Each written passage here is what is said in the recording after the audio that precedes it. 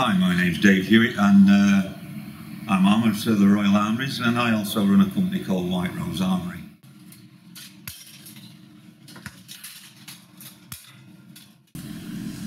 I've been making armour professionally now for 32 years. I started in 1984, when actually I've started making longbows in 1984, then got fed up and started making armour. Yeah, 32 years I reckon now. I got myself a workshop and started making armour of a sort, and obviously I didn't really know what I was doing or what the end product should look like, because obviously there were nowhere like the Royal Armouries for me to come and have a look at real stuff. So all I'd got were odd bulk, and my first efforts were truly awful, but I really enjoyed it, and I just kept going. And at the time I was a reenactor, and you couldn't buy armour to use, we had to make his own, so I started making them for the group, helmets and gauntlets and bits of leg armour that looked like Tin Man for Wizard of Oz, but it got us by, and we got some gigs out there, got some money together, which meant I could afford to spend a bit more time on it. So yeah, and it's built up from there, and now we supply film companies, collectors, professional jousters, reenactors of course, museums.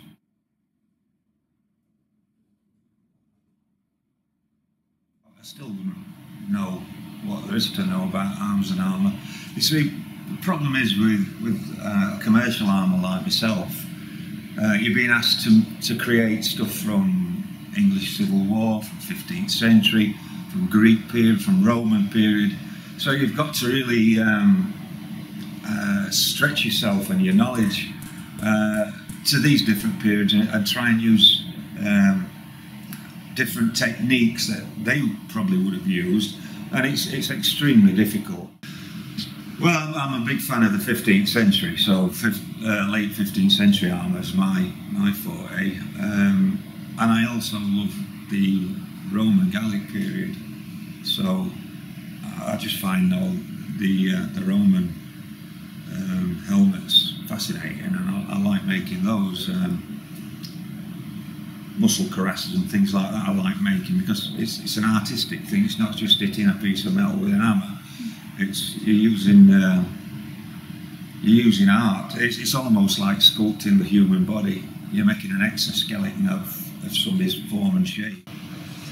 What I'm going to do, I'm going to talk about how arms and armour have developed alongside the weaponry, obviously, because we've got this arms race going on between armourers and weaponsmiths, each one trying to outdo each other. So I'm going to talk about that and how armour changes over the centuries.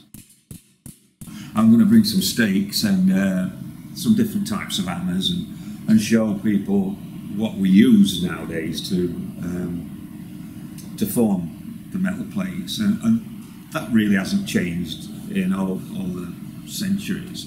I'm going to bring some armour that's been taken to pieces and put it together with bolts and nuts, so you can see how the plates all work together and why they were there.